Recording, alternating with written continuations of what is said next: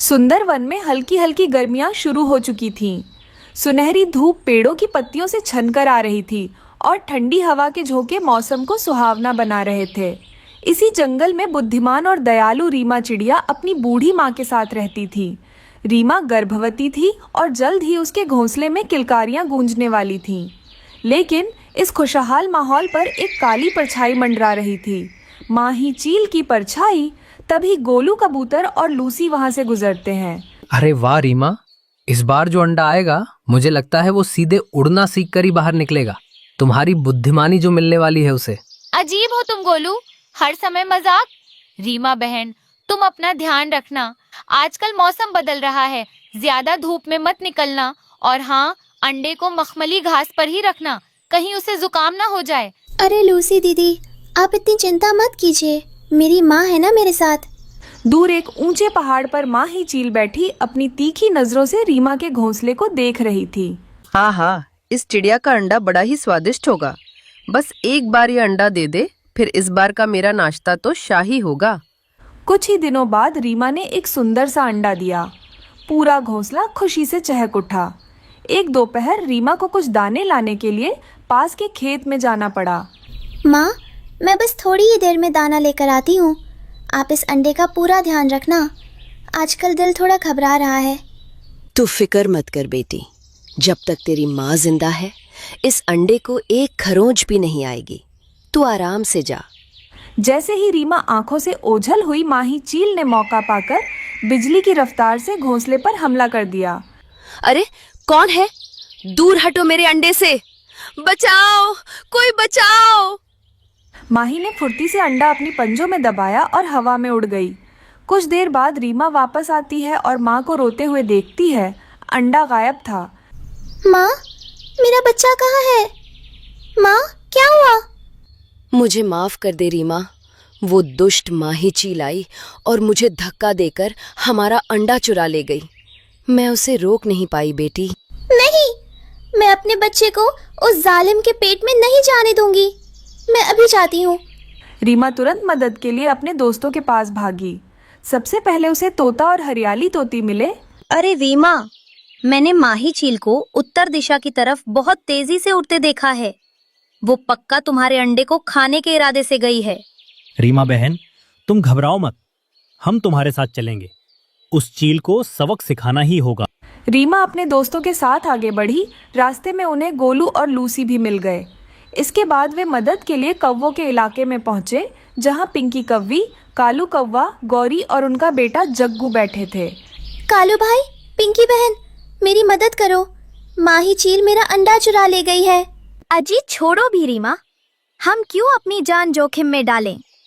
चील से पंगा लेना मतलब मौत को दावत देना। और वैसे भी अपनी चीजों की हिफाजत खुद करनी चाहिए। हम नहीं आ रहे। हाँ हाँ, पिंकी बिल्कुल ठीक कह रही है। वैसे भी कल हमारे जग्गू ने पड़ोस के घोंसले से एक चमकीला तार चुराया था, तो मुझे उसकी डांट सुननी पड़ी। और ऊपर से इतनी गर्मी है, मेरी त्वचा काली पड़ रही है। वैसे तो हम काले हैं ही, पर और काले हो गए तो। अरे चुप कर गोरी, कितना बोलती है तू। तेरी इस बकबक से तो माही चील भली। रीमा बहन, तुम रो मत। भले ही मेरी बहन पिंकी स्वार्थी है, लेकिन कालू कौवा इतना भी बुरा नहीं है। मैं तुम्हारे साथ चलूंगा। पापा, मैं भी चलूंगा। मैं चील की पूंछ में कांटा चुभा दूंगा। तू घर पर बैठ और अपनी माँ की तरफ बक कर। चलो रीमा। रीमा, कालू, गोलू और तोता तोती मिलकर माही चील के आधे पुराने घोंसले पर पहुंचे, लेकिन वहां सन्नाटा था। यहाँ तो सिर्फ सूखे पत्ते हैं। लगता है चील ने अंडे का ऑमलेट बनाकर खा लिया और खुद कहीं पिकनिक मनाने चली गई। नहीं, मेरा बच्चा, मैं बर्बाद हो गई। गोलू, मजाक का ये वक्त नहीं है। रीमा, हिम्मत रखो। हरियाली ने कहा था कि वह दूसरे जंगल की तरफ भागी है। चलो उसे ढूंढते हैं। माही वहां नहीं थी, लेकिन वे उसे ढूंढ नहीं पाए और थक हार कर वापस आ गए। रीमा का रो रो कर बुरा हाल था। उधर दूसरे जंगल में माही चील ने अंडे को छुपा कर रखा था। वह उसे खाने ही वाली थी कि अचानक अंडे में दरार पड़ी और उसमें से एक बेहद मासूम नन्ही सी चिड़िया बाहर आ गई। वह और कोई नहीं, छुटकी थी। मम्मा, आप मेरी मम्मा हो? क्या मम्मा, मैं तो चील हूँ और तुम मेरा नाश्ता हो। नहीं, आप मेरी प्यारी मम्मा हो। मुझे बहुत ठंड लग रही है मम्मा। माही चील ने अपनी जिंदगी में कभी ऐसा प्यार नहीं देखा था। उस नन्ही चिड़िया की मासूमियत ने माही के क्रूर दिल को अंदर तक झकझोर दिया। उसके भीतर की ममता जाग गई। नहीं, मैं इसे नहीं खा सकती। आज से ये मेरी बेटी है। मैं इसका नाम चुटकी रखूंगी। समय बीतता गया। इस बात को 3 महीने हो चुके थे। रीमा चिड़िया ने किसी तरह खुद को संभाला और इस बीच उसने एक और अंडे को जन्म दिया, जिससे उसका नटखट बेटा कुकू पैदा हुआ। कुकू पूरे जंगल का सबसे शरारती बच्चा था, लेकिन रीमा आज भी अपनी पहली बेटी चुटकी को याद करके छुप छुप कर रोती थी। गोलू अंकल, आपकी गुदगुदी वाली पूंछ मुझे बहुत अच्छी लगती है। अरे रीमा, अपने इस एटम बम को संभालो। इसने मेरी पूंछ के 3 बाल उखाड़ दिए। वैसे ही मेरी पत्नी लूसी कहती है कि मैं गंजा हो रहा हूँ। मैंने कहा था ना गोलू, कुकू को बादाम खिलाया करो, इसकी ऊर्जा सही जगह लगेगी। और कुकू बेटा, जमीन पर मत कूदो, घुटनों में दर्द हो जाएगा।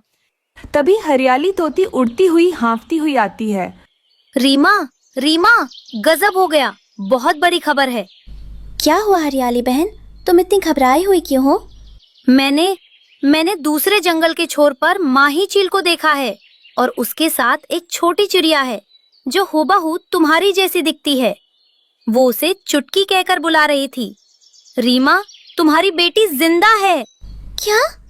मेरी चुटकी जिंदा है? मेरी ममता छूटी नहीं थी। मुझे अभी जाना होगा।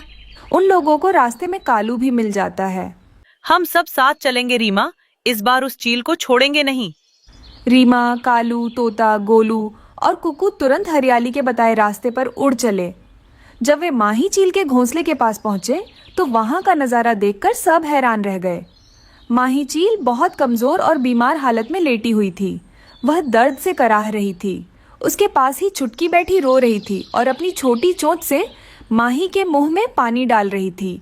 मम्मा, आप ठीक हो जाओगे, प्लीज मुझे छोड़कर मत जाओ। चुटकी, मेरी बच्ची। रीमा, तुम आ गई। देखो, तुम्हारी अमानत तुम्हारे सामने है। ए दुष्ट चील, तूने रीमा का बच्चा चुराया। आज हम तुझे। रुको कालू भाई। माही, ये सब क्या है? तुम्हारी हालत कैसे हुई? रीमा, ये मेरे पापों की सजा है। मुझे एक शिकारी का जहरीला तीर लग गया था। मैं तब से बीमार हूँ। मैंने 3 साल पहले तुम्हारा अंडा चुराया था उसे खाने के लिए, लेकिन जब चुटकी बाहर आई तो उसने मुझे मम्मा कहा। मेरा पत्थर जैसा दिल पिघल गया रीमा। मैंने इसे अपनी जान से ज्यादा प्यार दिया है, लेकिन अब मेरा अंत समय पास है। मुझे माफ कर देना रीमा, मुझे माफ कर देना। मम्मा, आप बुरी नहीं हो। आपने मेरा हमेशा ख्याल रखा। माही, तुमने जो किया वो गलत था, लेकिन तुमने मेरी बेटी को जो प्यार दिया उसने तुम्हारे सारे गुनाह धो दिए। एक माँ दूसरी माँ का दर्द समझ सकती है। चुटकी बेटा, ये तुम्हारी असली मम्मा है। ये बहुत अच्छी और बुद्धिमान है। इनके साथ जाओ मेरी बच्ची। दीदी, मैं आपका छोटा भाई कुकू हूँ। अब से हम साथ में शरारत करेंगे और मैं आपको कभी रोने नहीं दूंगा। माही, तुम कहीं नहीं जा रही हो। तुमने मेरी बेटी को पाला है। आज से तुम भी हमारे परिवार का हिस्सा हो। हम सब मिलकर तुम्हारा इलाज करेंगे। हाँ माही बहन, जल्दी ठीक हो जाओ। वैसे भी इस कुकू को संभालने के लिए अब 2-2 माताओं की जरूरत पड़ने वाली है। मेरी पूंछ तो अब बचने से रही। सब जोर से हंस पड़ते हैं। यहाँ तक कि बीमार माही के चेहरे पर भी मुस्कान आ जाती है। कुछ हफ्तों में रीमा की देखरेख और चुटकी के प्यार से माही चील बिल्कुल ठीक हो गई। लेकिन कहानी में असली मजा तब आया जब वे सब वापस सुंदरवन लौटे। पिंकी कव्वी और गोरी कव्वी, जो पहले रीमा का मजाक उड़ा रही थीं, अब माही चीलक को देखकर थर थर कांपने लगीं। अरे गोरी, ये चील तो अब चिड़िया के घर की मेहमान बन गई है। कहीं ये हमारे जग्गू को नाश्ता ना बना ले। डर मत पिंकी, अब मैं अंडे नहीं खाती। अब मैं सिर्फ शाकाहारी दाने और फल खाती हूँ। लेकिन हाँ, अगर किसी ने मेरी बहन रीमा या मेरे बच्चों चुटकी और कुकू को परेशान किया तो मेरी चोंच आज भी उतनी ही नुकीली है। नहीं नहीं बहन, हम तो बस मजाक कर रहे थे। इस तरह नफरत पर प्यार की जीत हुई। चुटकी को उसकी दोनों माँ मिल गई, एक जिसने जन्म दिया और दूसरी जिसने जीवन दिया। सुंदर वन में अब चील और चिड़िया एक ही पेड़ पर साथ साथ रहते थे और कुकू की शरारतों पर पूरा जंगल ठाके लगाता था। जेठ की तपती दोपहर थी। सूरज आग उगल रहा था और जंगल का कण कण पसीने से तरबतर था। आम के पेड़ों पर लदे रसीले फल पक्षियों को ललचा रहे थे। इस खुशहाल वन में रीमा चिड़िया अपनी बुद्धिमानी के लिए जानी जाती थी, जबकि उसका पति टुन्नू चिड़ा इस गर्मी में सबको ठंडक पहुंचाने के लिए ताड़गोला बेचा करता था। जंगल के बीचों बीच एक बरगद के पेड़ के नीचे बाजार लगा था। आओ भाई आओ, ठंडे मीठे तारगोले खाओ, गर्मी को दूर भगाओ। अरे टुन्नू भाई, तालगोले तो बेच रहे हो, पर तुम्हारी अपनी चोंच गर्मी से लाल होकर टमाटर जैसी हो गई है। कहीं खुद को ही मत परोस देना। अरे सुनिए जी, हंसो मत, बेचारे को धूप लग जाएगी। टुन्नू भाई, थोड़ा पानी पी लो, और रीमा बहन, बच्चों को धूप में मत निकलने देना, लू चल रही है। सही कह रही हो लूसी। वैसे खबर मिली है, जंगल के उस पार से डाकू चीलों का एक पूरा खानदान यहाँ रहने आया है। भगवान बचाए उनसे। वहीं दूसरी तरफ पिंकी कव्वी, कालू कौवा और गोरी कव्वी खाली पेट बैठे सब देख रहे थे। देखो तो सब अपना व्यापार कर रहे हैं और हमें कोई उधार का एक दाना तक नहीं देता। कल मैंने हरियाली से चावल मांगे तो उसने कहा कि उधार शब्द उसकी डिक्शनरी से मिट गया है। हाँ, और तो और कल रीमा ने भी मुझे साफ मना कर दिया। इतनी बातें सुनाई कि मेरा सिर चकराने लगा। अब क्या हम भूखे मरें? जग्गू बेचारा सुबह से कह रहा है, मम्मी भूख लगी है। मम्मी, अगर हम भी ताड़गोले बेचे तो? चुप कर जग्गू, मेहनत करना हमारे खून में नहीं है, हमें तो बस बैठा बिठाया माल चाहिए।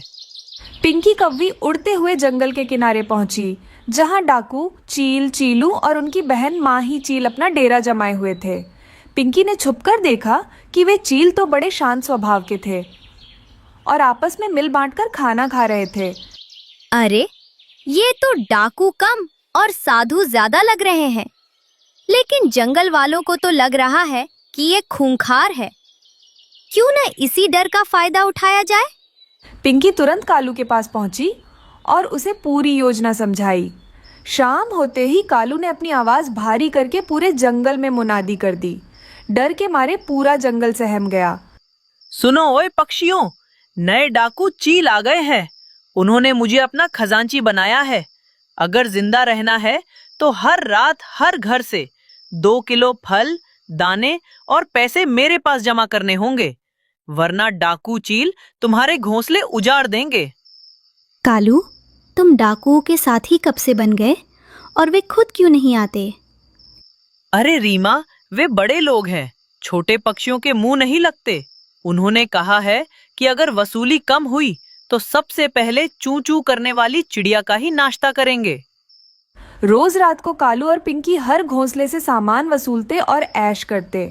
एक दोपहर रीमा की बेटी चुटकी और बेटा कुकू एक झाड़ी के पास छुपकर खेल रहे थे। तभी वहां माही चील का बेटा छोटा चील उड़ता हुआ आया। ए डाकू के बच्चे, दूर रहे हमसे, तू हमें खा जाएगा, हट यहाँ से। मैं डाकू? और मैं तुम्हें क्यों खाऊंगा?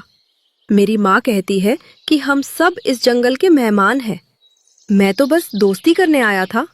झूठ मत बोलो, तुम्हारे पापा और ताऊ ने तो हमारे घर का सारा खाना मंगवा लिया है। कालू अंकल रोज रात को सारा सामान तुम्हारे घर ले जाते हैं। क्या? हमारे पास तो कोई सामान नहीं आया। हम तो खुद दूर नदी से मछली पकड़ कर लाते हैं। चलो, मेरी माँ से पूछ लो। चुटकी और कुकू डरे सहमे माही चील के पास पहुंचे। माही चील बहुत दयालु थी। जब उसने बच्चों की बात सुनी तो उसकी आंखें गुस्से से लाल हो गईं। तो वो कालू कौवा हमारे नाम का इस्तेमाल करके तुम सबको लूट रहा है। रुको, आज रात उसे उसकी औकात दिखाते हैं। रात हुई। कालू कौवा टुन्नू के घर पर पहुंचा। टुन्नू, जल्दी निकाल आज की कमाई। डाकू चील भूखा बैठा है, देरी हुई तो वो तेरी टांगे चबा जाएगा। ये लीजिए कालू भाई, आज बस इतना ही है। तभी पीछे से एक जोरदार गर्जना हुई। डाकू चील और माही चील अंधेरे से बाहर आए। कालू की घिघी बंद हो गई। पूरा जंगल वहां इकट्ठा हो गया। कौन है बे तू? और मेरे नाम पर टांगे चबाने की बात कौन कर रहा है? अरे, वो हम तो बस ये देख रहे थे कि जंगल के पक्षी कितने सतर्क है ना कालू? हाँ हाँ, मैं तो कालू को मना कर रही थी, पर ये सुनता ही नहीं। झूठ मत बोलो मम्मी, आप ही तो कह रही थी कि अब हमें मेहनत नहीं करनी पड़ेगी। धिक्कार है तुम पर कालू और पिंकी। इस भीषण गर्मी में जहां हम सब एक दूसरे की मदद कर रहे हैं, तुम हमारे डर का फायदा उठा रहे थे। डाकू ये चील नहीं बल्कि तुम निकले। डाकू चील ने कालू को अपनी मजबूत पंजों में दबोच लिया और एक ऊंची पहाड़ी के पास ले गया। बोलो कालू, तुम्हें क्या सजा दूं? अभी यहाँ से नीचे फेंक दूं? नहीं डाकू भाई, मुझे माफ कर दो। लालच में मेरा दिमाग खराब हो गया था। हमें खाने को कुछ नहीं मिल रहा था, इसलिए हमने ये रास्ता चुना। रुकिए चील भाई, इन्हें मारिए मत। कालू चोरी और सीनाजोरी का रास्ता कभी सुख नहीं देता। अगर तुमने मदद मांगी होती तो क्या हम तुम्हें भूखा मरने देते? सही कहा रीमा ने।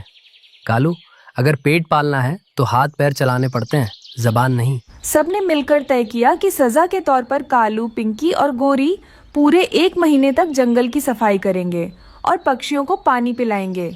उस दिन के बाद कौवों ने चोरी छोड़ दी। चील परिवार जंगल का सबसे भरोसेमंद रक्षक बन गया। गर्मी अब भी थी, लेकिन अब उस जंगल में डर की नहीं बल्कि दोस्ती की ठंडी बयार बह रही थी। चुटकी और छोटा चील अब पक्के दोस्त थे, जो मिलकर आसमान की ऊंचाइयों को नापते थे। डर फैलाकर हासिल की गई जीत बहुत छोटी होती है, लेकिन ईमानदारी और मेहनत की कमाई में ही असली सुकून है।